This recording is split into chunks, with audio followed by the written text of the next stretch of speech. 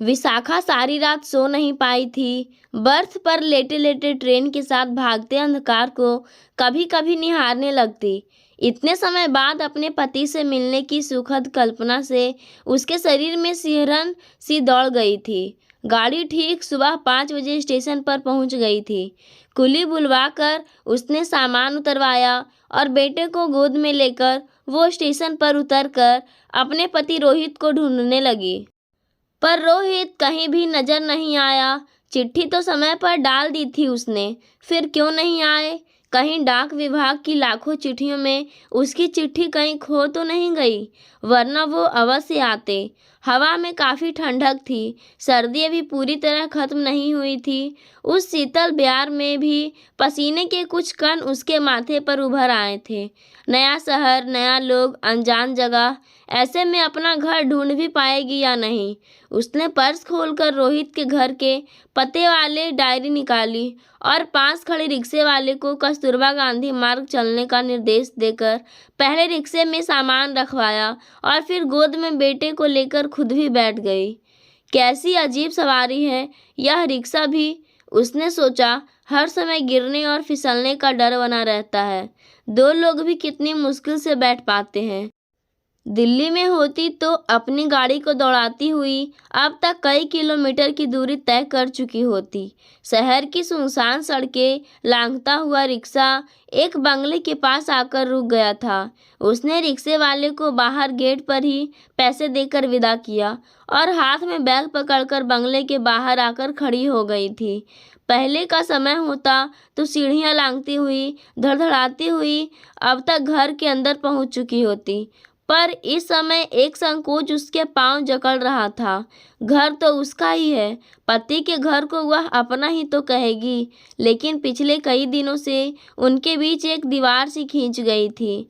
विशाखा चिरपरिचित आवाज पर वह पीछे मुड़ गई थी, जैसे मुग्धावस्था से चौंकी हो। इतने समय बाद पति को देखकर वह उन्हें एकटक निहारती रह गई थी। रंग पहले से अधिक खिल उठा था, शरीर छरहरा पर चुस्त दुरुस्त था। चलो अंदर चलो, यहाँ क्यों खड़ी हो? अपने कंधे पर कोमल स्पर्श पाकर वह चौंक गई। खुशी, सामान उठाकर अंदर रखवा दो, आदेश देकर उन्होंने बेटे को गोद में उठा लिया और पत्नी से प्रश्न किया, चिट्ठी लिख देती, मैं तुम्हें लेने स्टेशन आ जाता। लिखी तो थी और फ़ोन भी करवाया था, पता चला दौरे पर गए हुए थे तुम। उसने रुक रुक कर कहा, अच्छा, शायद खुशी डाक देना भूल गई होगी। पिछले दिनों काफ़ी व्यस्त रहा था मैं, तभी खुशी ट्रे में रोहित के लिए नींबू पानी, विशाखा के लिए चाय और बेटे के लिए गिलास में दूध व कुछ बिस्किट रख गई थी। पिता पुत्र बातों में ऐसे व्यस्त हो गए जैसे सब कुछ एक ही दिन में जान समझ लेंगे। चाय की चुस्कियां लेते हुआ झाड़ू लगाती हुई खुशी को देखने लगी। सांवला चेहरा, कुमकुम की बिंदी, लाल बॉर्डर की साड़ी और कोल्हापुरी चप्पल, छरहरा शरीर जैसे उसकी अपनी थुलथुल काया का मजाक उड़ा रहा था। गजब का आकर्षण है इस तरुणी में। चेहरे पर कुटिल मुस्कान घिर आई थी।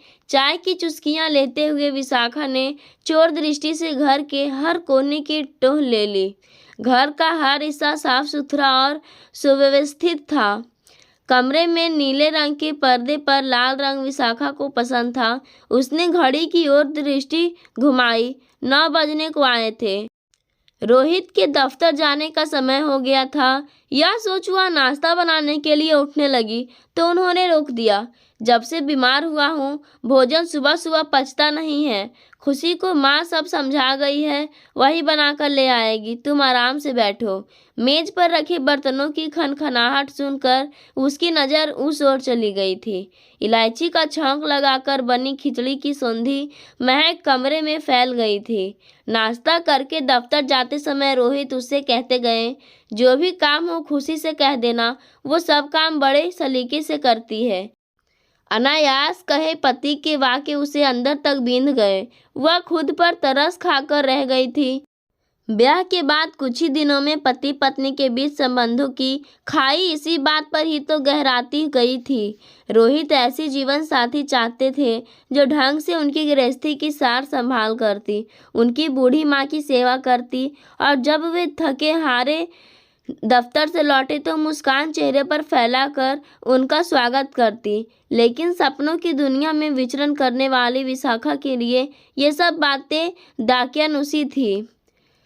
वह तो पति और सास को यही समझाने का प्रयत्न करती रही कि औरत की सीमाएं घर गृहस्थी की सारा संभाल और पति व सास की सेवा तक ही सीमित नहीं है। नौकरी करके 4 पैसे कमाकर जब वह घर लाती है तभी उसे पूर्णता का एहसास होता है। रोहित समझाते रह गए थे कि उनकी अच्छी कमाई है, सिर पर छत है, जिम्मेदारी भी कोई खास नहीं है और जो है भी उसका निर्वहन करने में वे पूर्ण रूप से सक्षम हैं। पर महत्वाकांक्षी विशाखा के ऊपर से सब कुछ जैसे चिकने घड़े पर पड़े पानी सा उतर गया। अम्मा सोचती कि एक बार माँ बन जाने के बाद खुद ही घर गृहस्थी में रम जाएगी, पर वहाँ भी निराशा ही हाथ लगी। अंश की किलकारियाँ दादी और पिता ने ही सुनी थी। उन्हीं दोनों की छत्र छाया में वह पला बढ़ा था। कुछ समय बाद रोहित को प्रमोशन मिली, जिससे तनख्वाह भी बढ़ी और रहन सहन का स्तर भी। उन्होंने बेटे को दाखिला एक अच्छे पब्लिक स्कूल में करवा दिया था। कभी किसी चीज़ की कमी नहीं थी। एक बार फिर उन्होंने विशाखा को नौकरी छोड़ने के लिए कहा था, समझाया था कि बच्चों की सही परवरिश के लिए माँ का घर पर होना बहुत ज़रूरी है। पर भौतिकवाद में विश्वास करने वाली पत्नी ने उन्हें यह कहकर चुप करवा दिया था कि यह परवरिश तो आया और शिक्षिका भी कर सकती है और फिर दोहरी आय से ये सुविधाएं तो आसानी से जुटाई जा सकती है। नन्हे अंश के मुंह में जब आया निवाला डालती तो रोहित नाराज हो उठते। बूढ़ी अम्मा को घर के काम में जुटा देखते तो मन रुदन कर उठता कि उन्होंने ब्याह ही क्यों किया। इस बात का जवाब अपने मन में ढूंढना खुद उनके लिए बहुत बड़ा संघर्ष था। कुछ भी कहकर अपमानित होने से अच्छा है होठ सी कर ही रह जाए। उन्हीं दिनों उनका ट्रांसफ़र दार्जिलिंग हो गया। रोहित वहां जाना नहीं चाहते थे, इसलिए नहीं कि उन्हें दिल्ली से विशेष लगाव था, बल्कि इसलिए कि वे जानते थे कि पत्नी कभी भी उनके साथ चलने को तैयार नहीं होगी और ना ही नौकरी से त्यागपत्र देगी। ऐसे में अम्मा और बेटे को अकेले भी नहीं छोड़ सकते और स्वयं रुक भी नहीं सकते, इसलिए अकेले ही जाने का निश्चय करके उन्होंने अपना यह निर्णय जब अम्मा को सुनाया तो उनके धैर्य का बांध ढहने लगा। वे उन्हें वहां अकेले कैसे जाने देती, कौन उनकी देखभाल करेगा। माँ ने विशाखा को समझाया था, पति पत्नी को एक ही देहरी में रहना होता है, जन्म जन्म का साथ होता है दोनों का। पर विशाखा ने माँ की बात समझने के बदले समझाना उचित समझा था। अपनी ओर से खुद ही सफाई देकर उसने पल भर में अपना निर्णय सुना दिया था। 3 ही बरस की तो बात है, पलक झपकते ही गुजर जाएंगे। अब तो अंश भी अच्छे स्कूल में जाने लगा है। अच्छे स्कूलों में दाखिले आसानी से तो मिलते नहीं। एक बार पूरा तामझाम समेटो और फिर वापस आओ। मुझसे नहीं होगा यह सब। वे अपनी अर्धांगिनी से इससे अधिक आशा कर भी नहीं सकते थे। रोहित ऐसे मौक़ों पर गजब की चुप्पी इख्तियार कर लेते थे। वैसे भी जहाँ मन की संधि ना हो, पति पत्नी साथ रहकर भी एक दूरी पर ही वास करते हैं। अम्मा परेशान हो उठी थी। बेटे से बहू के अलग रहने का ख्याल उन्हें सिर से पैरों तक हिला गया, पर क्या कर सकती थी सिवा चुप्पी साधने के। बीबी जी, दोपहर में क्या खाना बनाऊं? खुशी के प्रश्न पर विशाखा अतीत की खोज से निकलकर वर्तमान में लौट आई थी। साहब क्या खाते हैं इस समय? आज तो साहब बाहर गए हैं, इसलिए डब्बा साथ में ही दे दिया। वैसे तो घर में ही आकर खाते हैं। उसे उसकी मासूमियत पर चिढ़ हो आई। वह चिढ़ते हुए सोचने लगी कि अपने पति की पसंद नापसंद भी इस गवार से पूछनी पड़ रही है। उसे अपना अधिकार छीनता सा लगा। फिर भी खुशी को आलू मटर की सब्जी बनाने का आदेश देकर वह अपने हॉल में आकर लेट गई। थकान से पलकें बोझिल थी, पर नींद कोसों दूर थी। खुशी मटर छील रही थी, अंश उसकी पीठ पर झूला झूल रहा था। अम्मा ने बताया था, खुशी का पति अपाहिज है। जब से अम्मा ने उसे रोहित के यहाँ खुशी की नियुक्ति की बात बताई थी, वह परेशान हो उठी थी। उसके मन में शंकाओं के जाल फैलने लगे थे।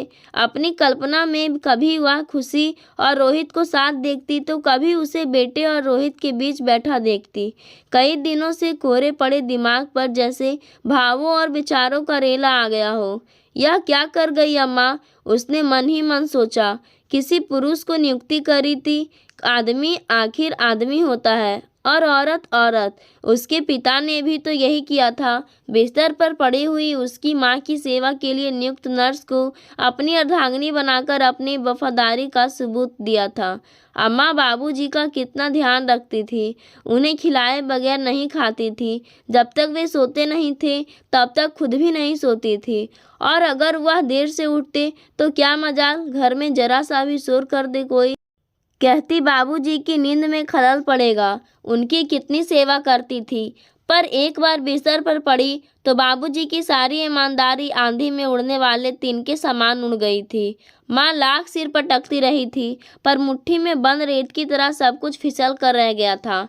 अम्मा तो दोषी नहीं थी। हारी बीमारी पर किसी का जोर नहीं चलता है, पर विशाखा ने तो खुद मुसीबत को न्योता दिया था। ब्याह के बाद से आज तक उसने पति की सेवा करना तो दूर, कभी उसके दिल में झांकने की भी चेष्टा नहीं की थी। यहाँ आने के लिए अम्मा ने उस पर कितना जोर डाला था, पर वही नहीं मानी थी। पति जब भी अपनी परेशानियों की चर्चा उससे करता, वह सुनी अनसुनी कर देती। अम्मा के कानों तक ये बातें ना पहुँचे, यही प्रयत्न रहता था उसका। डरती थी कि अम्मा उसे जबरन पति के पास भेज देंगी, फिर उसकी नौकरी का क्या होगा, उज्जवल भविष्य का क्या होगा। धीरे धीरे रोहित दिल्ली कम आने लगे थे। एक तो लंबा सफ़र उनके तन मन को शिथिल करता, ऊपर से पत्नी की तरसता और अवहेलना आहत कर जाती थी। बस माँ का प्यार और बेटे का दुलार ही उन्हें शांति प्रदान करता था। फ़ोन पर अक्सर बात कर लेते थे। वह भी ज्यों ही विशाखा फ़ोन उठाती, उन्हें कई काम याद आ जाते थे। कहने सुनने को रहा भी क्या था।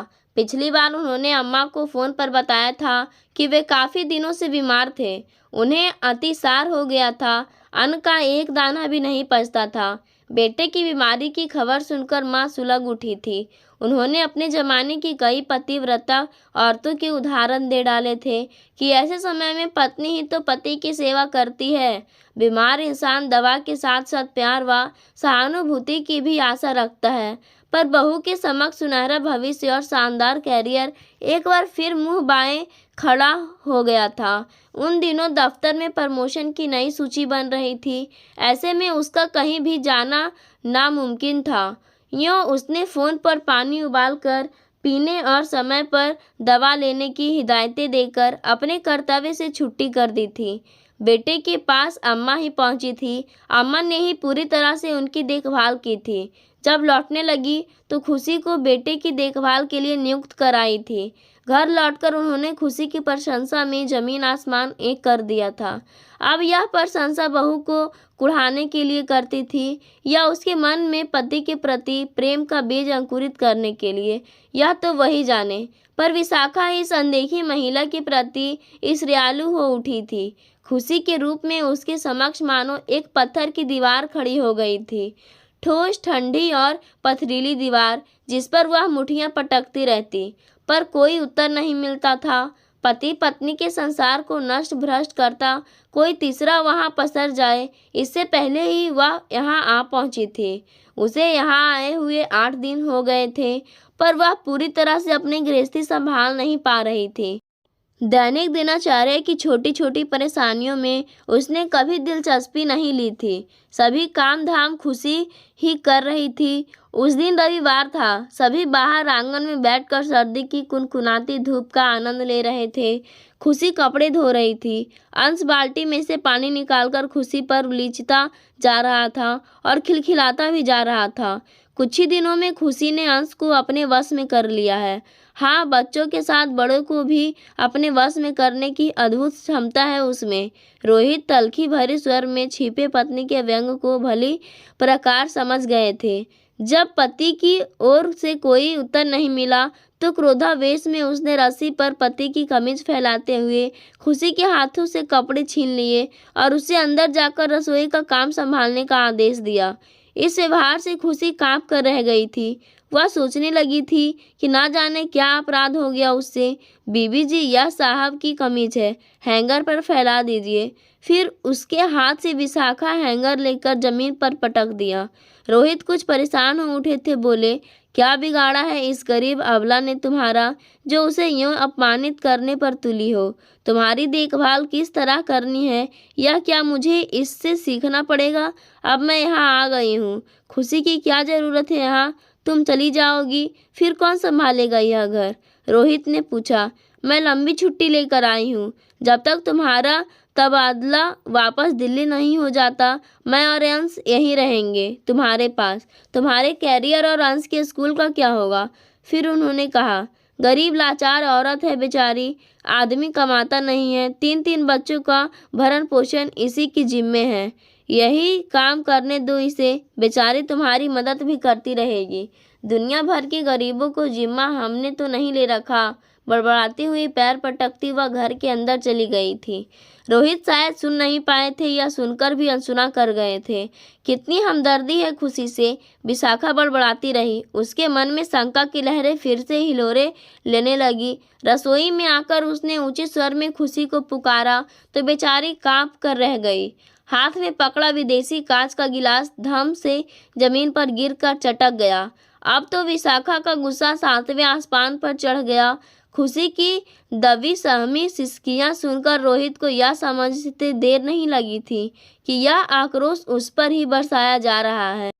कभी कभी अपने पराये बन जाते हैं और पराये अपनों से भी अधिक प्रिय लगने लगते हैं। रोहित यह सब जानते समझते थे। उसके बाद तो जैसे दोषारोपों का सिलसिला ही शुरू हो गया था।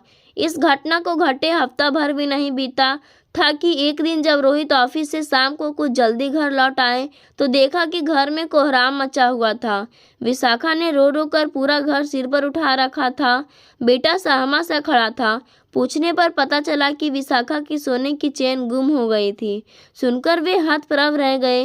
विशाखा को शक निश्चित रूप से खुशी पर ही था, क्योंकि दूसरा कोई घर में आता ही नहीं था। उन्होंने लाख समझाना चाहा, उससे चैन ढूंढने के लिए कहा, पर वह नहीं मानी थी। खुशी हर प्रकार से अपनी सफाई दे रही थी, पर उन्हें इस बात की ज़रूरत ही नहीं थी। जिस औरत ने कभी 4 पैसे की हेरा फेरी नहीं की, वह इतना बड़ा अपराध कैसे कर सकती है? यह तो वे जानते थे। अपराधी के कटघरे में डरी सहमी सी खुशी के माथे पर उन्होंने ज्यों ही हाथ रखा था, वह विलख विलख कर रो पड़ी थी। साहब, आपके घर का नमक खाया है। आपके साथ इतना बड़ा विश्वासघात मैं कैसे करूंगी? पर विशाखा ने खुशी के जेल की 4 दीवारी में बंद करवा कर ही चैन की सांस ली। आग की कीड़ा चाक से निकली ही भली, पर वह शायद यह नहीं समझ पाई थी कि झूठे अहंकार और संदेह के पलीते से भरी यह ऐसा भयानक विस्फोट था जिसने पति पत्नी के भावनात्मक संबंधों को हिला कर रख दिया। रोहित खुशी की जमानत करवा आए थे। अपने घर पर उन्होंने उसे फिर काम नहीं दिया था। उसके बाद रोहित अक्सर दौरे पर रहते। घर पर रहते भी तो उदास से, बहुत कम बोलते थे। अपनी किताबों की दुनिया में ही खोए रहते। बेटे के साथ जरूर बोल बतिया लेते थे। विशाखा ने उनके चैन लूट लिया था। खुशी के भूख से तड़पते बच्चे और अपाहिज पति की जब कभी कल्पना करते, मन तिरोहित हो उठता। उसे निकालना ही था तो यूं ही निकाल देती विशाखा। यूं लांछन लगाकर तो उसे, उस बेचारी को कहीं मुंह दिखाने लायक नहीं छोड़ा। अपमानित तो वह हुई है, अब तो कोई काम पर भी नहीं रखेगा उसे। मन खिन्न हो उठा था। वे खुद भी तो छटपटाने के सिवा कुछ नहीं कर सके। उनका अब घर पर जी नहीं लगता था। पत्नी कई बार रोकने को प्रयत्न करती, पर उनका हर प्रयत्न बेकार ही सिद्ध होता। अब उनका मन बुरी तरह उचट गया था। एक रात रोहित दौरे पर गए थे। विशाखा और अंश बंगले में अकेले थे। अचानक बत्ती गुल हो गई। एक तो अकेला, ऊपर से अंधेरा। गर्मी और उमस से बचने के लिए उसने खिड़की खोली और स्टोर रूम में जाकर लालटेन में मिट्टी का तेल भरा। उसे लाकर वह ज्यों ही तिपाई पर रखने लगी थी कि लालटेन औंधे मुंह जमीन पर गिर पड़ी। और पूरा तेल मेज पोछ पर छलक गया और पलक झपकते ही आग ने मेज, पर्दों और फर्नीचर को अपने चुंगल में ले लिया। फिर देखते ही देखते आग ने विकराल रूप धारण कर लिया। अंधेरे में जब वह पानी की बाल्टी लेने बाथरूम में पहुंची, तब तक आधा कमरा आग की लपटों में जल गया। आग में फंसी विशाखा को यह भी समझ नहीं आया कि बेटे को उठाकर किसी सुरक्षित स्थान पर पहुंचा दे। डर और दहशत से आवाज़ भी घुट कर रह गई थी। घबराहट के मारे विशाखा गस खाकर जमीन पर गिर पड़ी। उसके बाद क्या घटा उसे नहीं मालूम। आँख खुली तो वह अस्पताल में बिस्तर पर पड़ी थी। पास में बिस्तर पर बेटा लेटा था। सामने रोहित खड़े थे। उनके सामने खुशी सपरिवार खड़ी थी। उसके हाथों की ओर विशाखा की नज़र चली गई थी। दोनों हाथों पर पट्टियाँ थीं। पूरा चेहरा जगह जगह से झुलस गया था। उसने क्षीण स्वर में पूछा, तुम्हारे हाथों को क्या हुआ? आपको और अंश को बचाने के प्रयास में इसके हाथ बुरी तरह झुलस गए हैं। समय पर अगर यह आपको न बचाती तो आपका बचना नामुमकिन था, डॉक्टर ने विशाखा को बताया। तो एकाएक वह भयानक मंजर उसे याद हो आया था। देर तक वह खुशी को निहारती रही। पश्चाताप के आंसुओं की अविरल धारा अपनी सारी सीमाएं तोड़कर वह निकली थी, पर तब भी वह कुछ कह नहीं सकी थी। एक बार फिर अहंकार सामने आ गया। कुछ दिनों तक अस्पताल में रहने के बाद विशाखा और अंश पूरी तरह से स्वस्थ होकर घर आ गए थे। एक शाम रोहित को साथ सैर करते हुए वह खुशी की झोपड़ी की ओर बढ़ने लगी तो रोहित ने उसे रोका। उधर कहाँ जा रही हो? आज मुझे मत रोको, एक बार वहां जाकर प्रयासित कर लेने दो, कहकर वह आगे बढ़ी और खुशी की झोपड़ी के बाहर जाकर रुक गई। चिथड़ों में लिपट खुशी के चेहरे पर मुस्कान दौड़ गई। दौड़कर उसने चारपाई बिछाई और नम्रतापूर्वक उनके बैठने की प्रतीक्षा करने लगी। भूखे नंगे बच्चों को देखकर विशाखा का मन ग्लानि से भर उठा। वह मन ही मन सोचने लगी कि श्रेया डाह की विषबेल वो कर कैसा बदला लिया था उस जैसे शिक्षित नारी ने उस गरीब से। उसके पास पति था, प्यारा बेटा था, ऐश्वर्य, समृद्धि, सभी कुछ तो था, खुद ही तो सहेज समेट नहीं पाई इस सुख को। इसमें दूसरों का क्या दोष? गाज गिराई भी तो उस पर जिसने उसके पति की सेवा की। खुशी के साथ उसके पूरे परिवार को उसने अपने परिहास की परिधि में घसीट लिया। खुशी को पास बुलाकर उसने उसे अपने पास बैठाया। फिर उसका हाथ अपने हाथ में लेकर पूछा, तुम्हारे ऊपर मैंने इतने आरोप लगाए, फिर भी मेरी और मेरे बेटे की रक्षा की तुमने। तुम वास्तव में ही महान हो। नहीं बीबी जी, मैं तो कुछ भी नहीं, महान तो बाबूजी हैं। इन्होंने मेरे बच्चे की भूख मिटाई, मेरे अपाहिज पति के इलाज के लिए ठेकेदार से पैसा दिलवाया और सबसे बड़ा उपकार तो इन्होंने मेरी इज्जत बचा कर किया। खुशी फिर बोली, बीबी जी, एक रात शराब के नशे में मेरे पति ने मुझे ठेकेदार के पास भेज दिया था। उसने सोचा इस तरह से 4 पैसे का जुगाड़ भी हो जाएगा और बच्चों की रोटी कपड़ा मिलता रहेगा। अब आप ही बताओ कि जब रक्षक ही भक्षक बन जाए तो उस औरत पर क्या बीतती होगी। तब बाबूजी ने ही मेरी रक्षा की थी। मैंने तो अपना भाई, पिता, सब कुछ ही इन्हें मानती हूँ। मैंने आपके घर का नमक खाया है और फिर जब मेहनत करने के लिए ये 2 हाथ दिए हैं तो इंसान कुकर्म करे ही क्यों। विशाखा की नज़रों में खुशी बहुत ऊपर उठ गई थी, आसमान से भी ऊपर। रोहित कुछ कहना चाह ही रहे थे कि उसने अपनी हथेली उनके होठों पर रख दी। खुशी के अगले दिन ही काम पर आने के लिए कहकर वह लौट आई थी। अब नई सुबह हुआ उसकी प्रतीक्षा में खड़ी थी, जिसमें संदेह और शंका के लिए कोई स्थान नहीं था। दोस्तों, आपको ये कहानी कैसी लगी कमेंट के माध्यम से बताकर ज़रूर जाइएगा। धन्यवाद।